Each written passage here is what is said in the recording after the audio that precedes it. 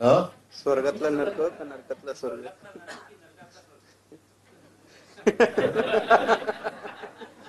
मी तुम्हाला खरं सांगू का, आपला देश आता स्वर्ग म्हणजे लगेच कोणी वरती जाण्याची काय करू नये, पण आपला देश हा खूप चांगला आहे, खूप सुंदर आहे. आपल्या देशाची एक संस्कृती आहे. त्या देशाला ह्यांनी थोतांड करून नाचून टाकलंय आणि देशाचा हे नरक बनवायला चाललेले आहेत. आणि तो नरक होऊ नये म्हणून मी आपल्या सगळ्यांच्या सोबतीने प्रयत्न करतोय की आम्हाला जो देश पाहिजे तो आमचाच देश आहे, पण देशामधली ही लोक, तुम्ही आता ज्या भिंती उभ्या केल्यात त्या भिंती ह्या म्हणजे काही देश नाही. आणि मधल्या काळात म्हणून मी म्हटलं होतं की भारतीय जनता पक्षाला सरकार चालवता येत नाही. ते ना केंद्रातलं येतं ना राज्यातलं येतं. कारण केंद्रातल्या सरकारला जर का आपण बघितलं तर ना त्यांना मणिपूरचा प्रश्न सोडवता आलाय, ना काश्मीरचा सोडवता आलाय.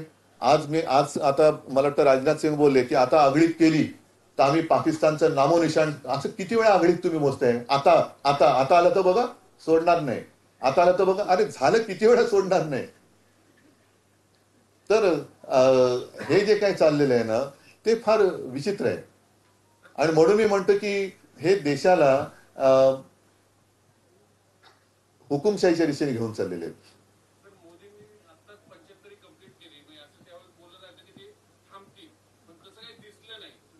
तुमची काय इच्छा आहे?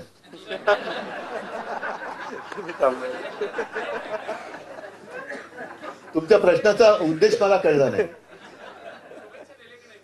मी दिला ना. मी ते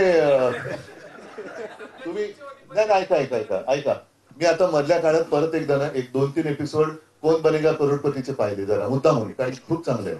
आणि त्याच्यामध्ये 3 गोष्टी असतात. एक असतो तो पब्लिक पोल, कसं आपका समय सुरू होत आहे अब, आणि मग तुमचं जे मत येईल ना ते माझं मत आहे.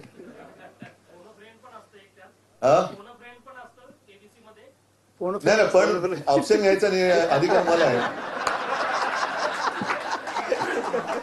त्याच्यामुळे तुम्ही सांगा तुमच्या, मैं पब्लिक के साथ जाना चाहता हूँ. बोलो.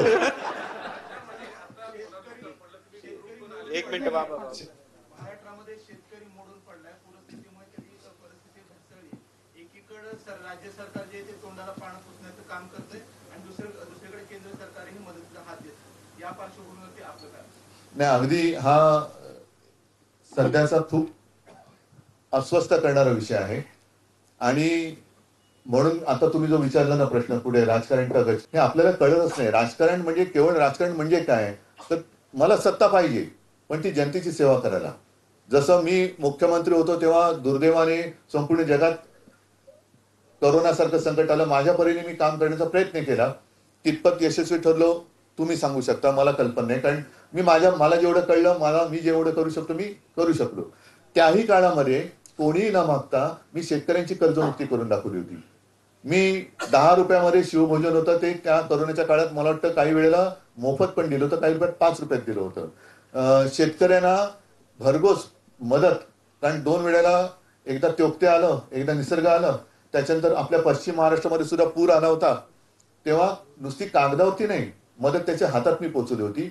शेतकऱ्यांना कालबद्ध स्वरूपात मी कर्जमुक्त केलं होतं.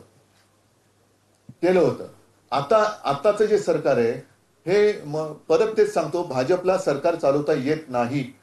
नाहीतर त्यांनी 17 साली दिलेली कर्ज माफी अजून चालू आहे आणि मी केलेली ती मी पूर्ण करून झालं. त्याच्यात एकच गोष्ट राहिली होती जी मी सुरुवात केली होती, कोरोनामुळे करू शकलो नव्हतो, ते म्हणजे नियमित कर्ज परतफेड करणाऱ्यांना 50,000 रुपये प्रोत्साहनपर राशी. साहजिकच आहे, कोरोनाच्या संकटात अर्थचक्र गडबडलं होतं, पण त्याही वेळेला शेतकऱ्याने अर्थचक्र सांभाळलं होतं आपलं. म्हणजे हे शेतकऱ्यांचे उपकार आहेत आपल्यावर. मी सुरुवात केली आणि यांच्या राशी घेऊन पळाले. तर आता मला असं वाटतं की मी हे परवा बोललोय की नरेंद्र मोदी आपले पंतप्रधान, त्यांनी बिहारमध्ये निवडणुका तोंडावर आहेत म्हणून महिला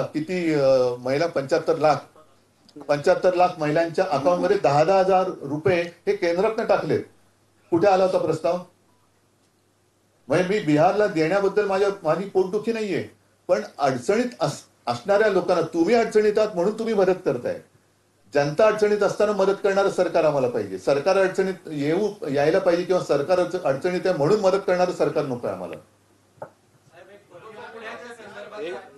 बाबा थांबा एक ना. मिनिट बाबा. पुण्याच्या संदर्भातलं आहे. आपण मुंबईच्या विकासाची उदाहरणं दिली साहेब. मला पुण्याच्या सद्य परिस्थितीबद्दल तशी कमी माहिती मी प्रामाणिकपणे सांगतो. नाही साहेब. मी आधीच संजय राऊत बोललो होतो. नाही ठीक आहे. मुंबई सारख्या महानगरीचा आपण पाहिलेलं 25 वर्ष सलग UDCPR